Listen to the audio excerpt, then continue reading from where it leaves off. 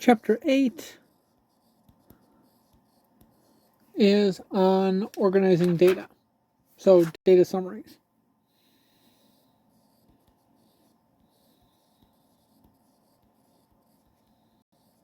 So we noticed that if we had a big list of numbers,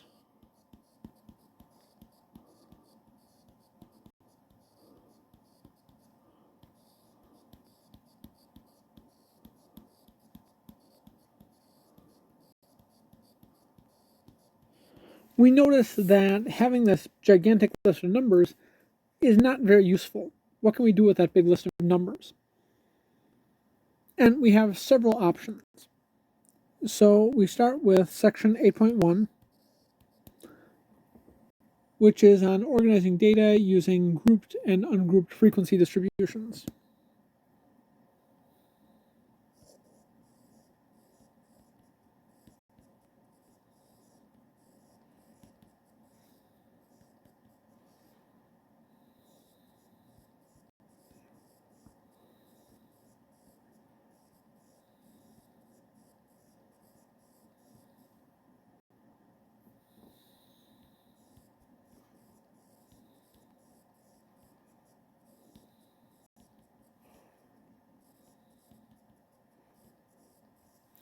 So we start with a basic terminology. Something we're going to use quite a bit is the idea of a frequency table.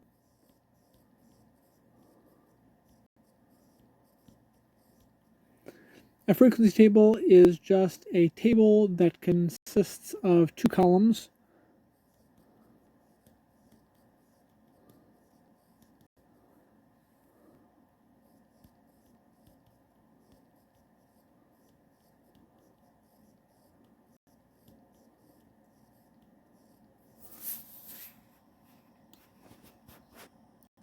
Such that the first column lists classes of values,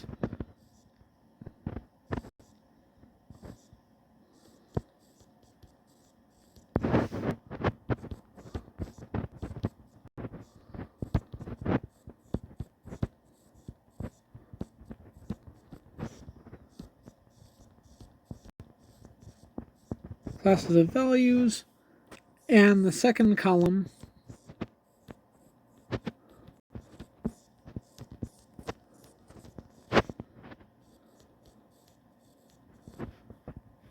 lists frequencies. So how many times each entry falls into a particular category. Number of times that type of value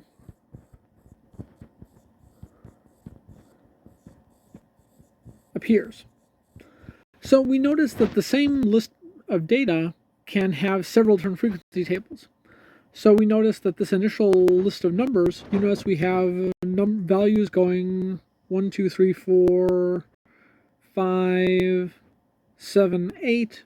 There are no 6s.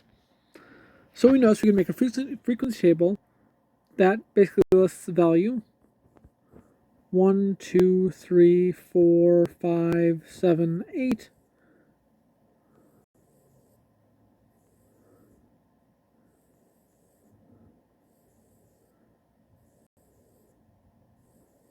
And just for completeness, we'll toss in 6, just to have all the values from 1 through 8.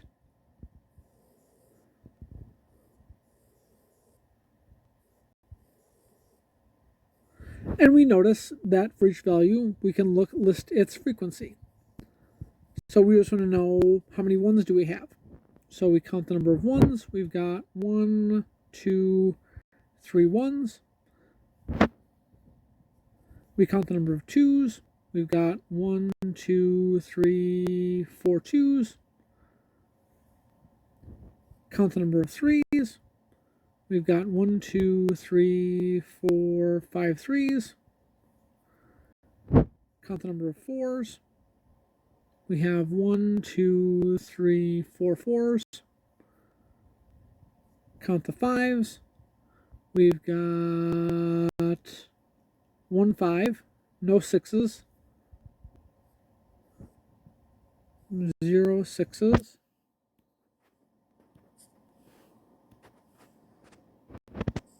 Number of 7s is 1, 2, 3, 3 7s. And number of 8s is, looks like 1 8. And that's one way we could organize the data. We can take each value and have the given frequency.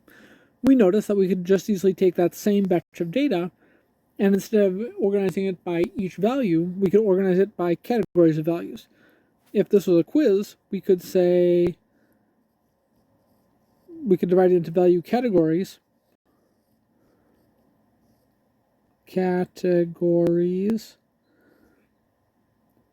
And so now we could say the value categories are, say, 1 to 3, 4 to 6, and 7 to 9. And so now we could either count or go back to our first table. We notice 1 to 3 occurs 12 times. Make sure of that. Yep, 12 times.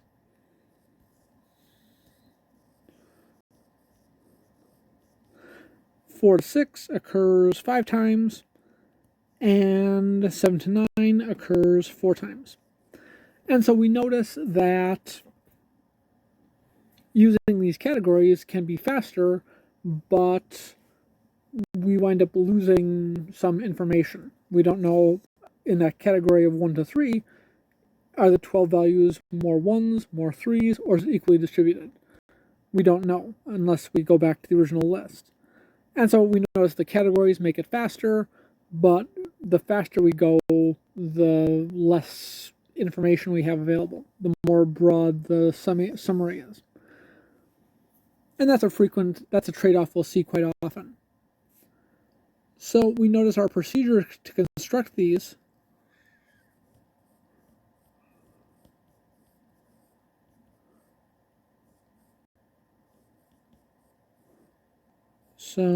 procedure to construct a categorical frequency distribution.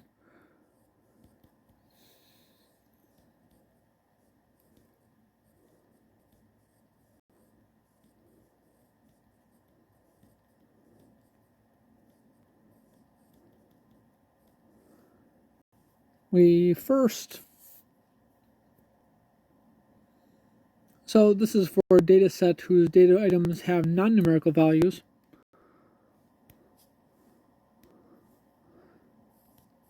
We're not going to do a ton of these. You'll probably see a few homework questions on them, but obviously we focus more on the math aspect. But we could see a few of these in the homework, could see 1 or 2 on an exam. For a data set whose data items have non-numerical values,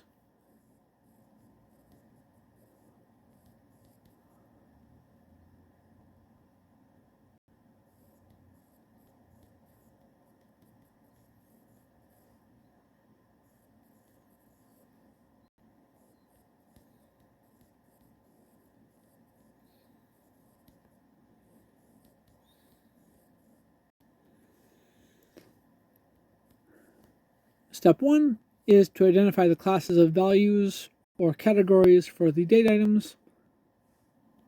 So first, identify the categories.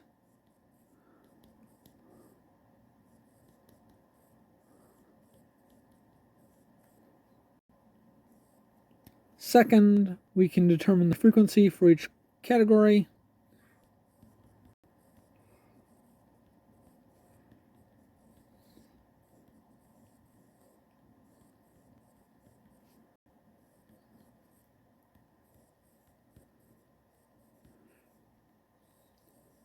Your textbook uses the term class for category, just a slightly different terminology, same idea. And then step 3 is to use the 2-column table to summarize the data.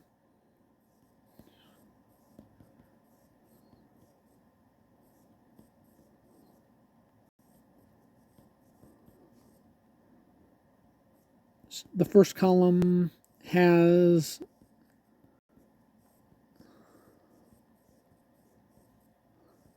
The first column is labeled with the categories.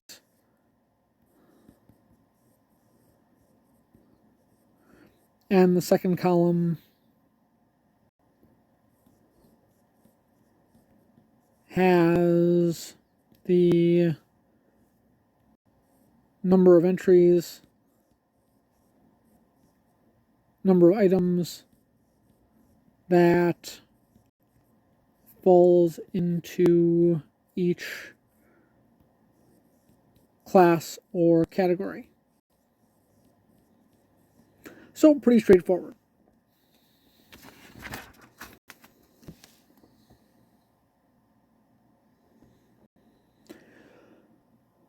So just for instance, if we had hair colors, if we had people self-identified hair color as some shade of brown, brown, black, blonde,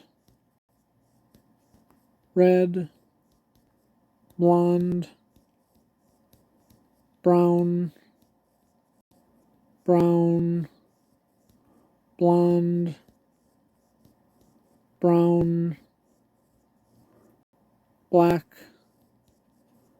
red, blonde, you notice we're going to get this list of responses, maybe to a survey question or a quiz, and we notice that we can pretty much write down a table. So we're going to have hair color, falls into the categories of brown, black, red. So we only have those three categories, three classes, and then we can look at the frequency. And we notice we've got brown shows up one. Oh, we also almost forgot blonde. Don't want to lose a category. So brown shows up 1, 2, 3, 4, 5 times. Black shows up once, twice. Red shows up once, twice. And blonde shows up 1, 2, 3, 4 times. And so you notice that this is a broad categorization. We notice the browns could be from light brown to dark brown. The reds could be light red to dark red. And then obviously there are lots of shades of blonde. And then some people may have different categories. Some people's definition of blonde other people might classify as brown.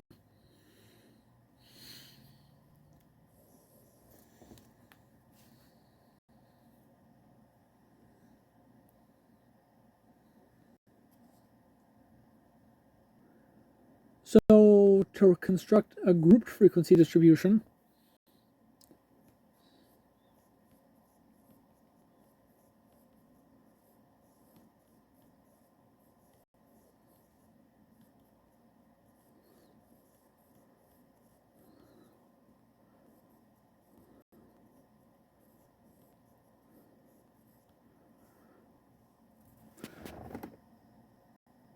so this will be for a data set whose data items have numerical values. So for items with numerical values,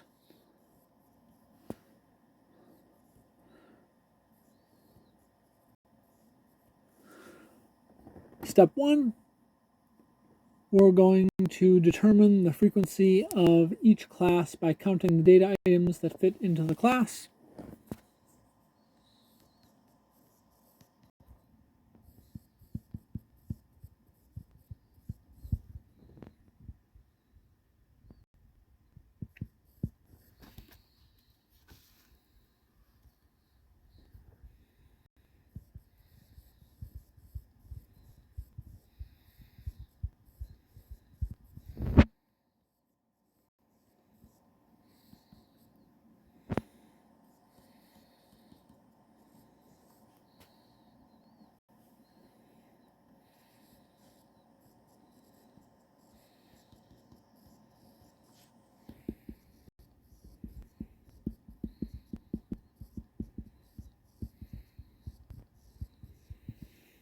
So we notice this is a lot like what we were doing with those numbers right at the start. So that was step 1. Step 2, we're going to again use that 2-column table.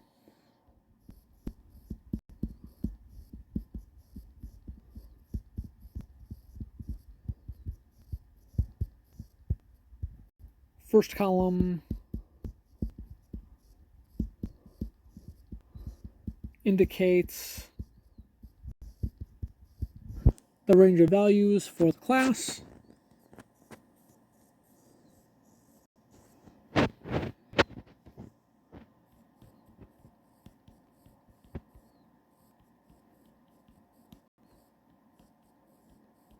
And the second column indicates the frequency for each class.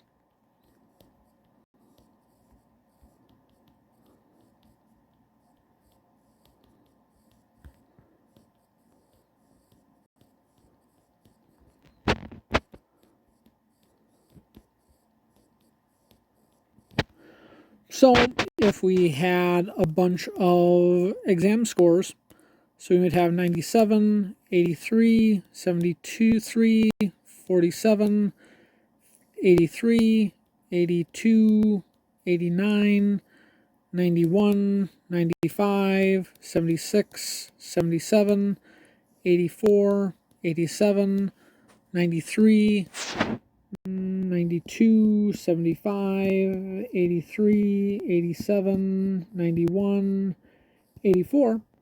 That'll do. We notice that given this batch of values, we might set up categories, so classes, of below 70. We could decide to have below 70. We could have 70 to 79, 80 to 89,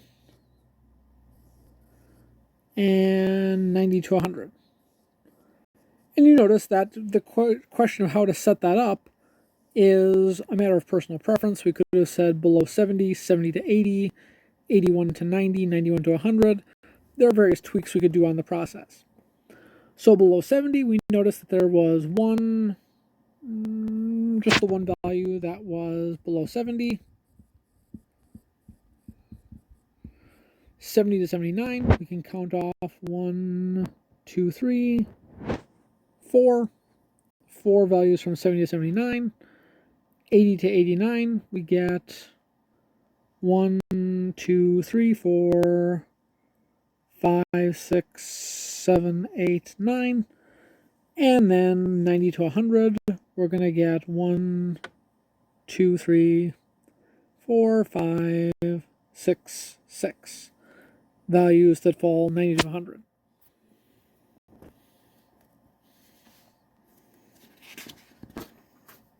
And so this winds up being pretty straightforward.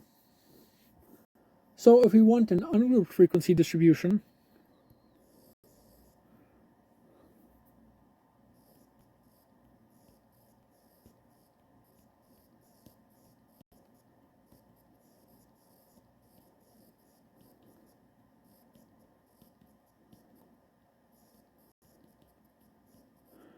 we notice now this is again going to have numerical values.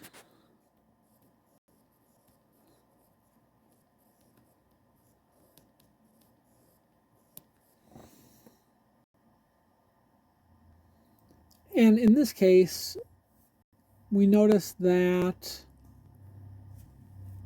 if we don't want to group it, we notice that we want to have each class is its own number. So basically, it's really the same as the grouped version. The idea is just to first identify the classes of values,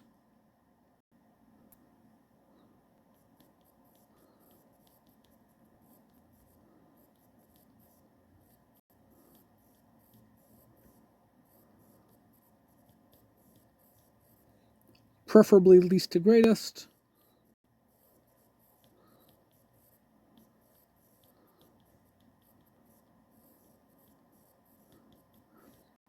Although greatest to least would also work, depending on what you're doing, you might want to have it in that order. Random is not helpful. Step 2, we're going to determine the frequency of each class.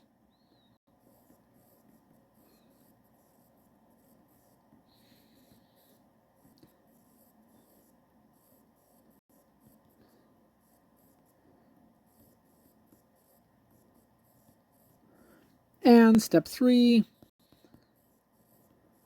construct our 2-column table as usual.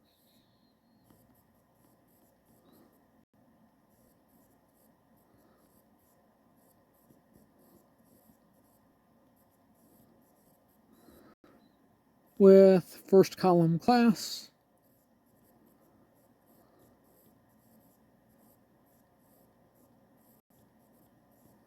second column frequency.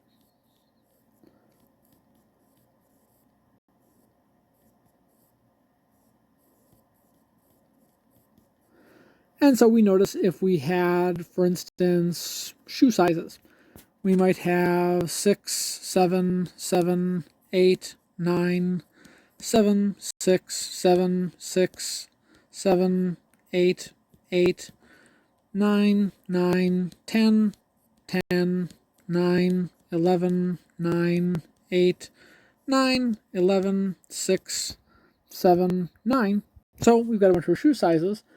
And we notice that because we only have 6, 7, 8, 9, 10, 11, we only have 6 shoe sizes for this particular group, we could set up the class as being 6 or 7 or 8 or 9 or 10 or 11. So we only have those 6 classes. And now the frequencies we're just going to get by counting.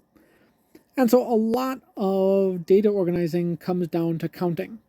And so the only real trick is that as we move into later sections, we'll see sometimes the counting processes get a little trickier. So we notice we've got our 6s. We've got 1, 2, 3, 4 6s. We've got 1, 2, 3, 4, 5, 6 7s. 8s, we've got 1, 2, 3, 4 8s. 9s, we've got 1, 2, 3, 4, 5, 6, 7 9s. 10s, we've got 1, 2, 2 10s. And 11s, we've got 1, 2, 2 11s. And if we wanted to double check, whoops, I'm going to make sure we had 2 11s, not 11 11s.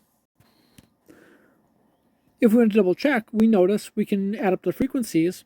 How many items do we have from our frequencies? We've got 4 plus 6 is 10, 14, 21, 23, 25 items.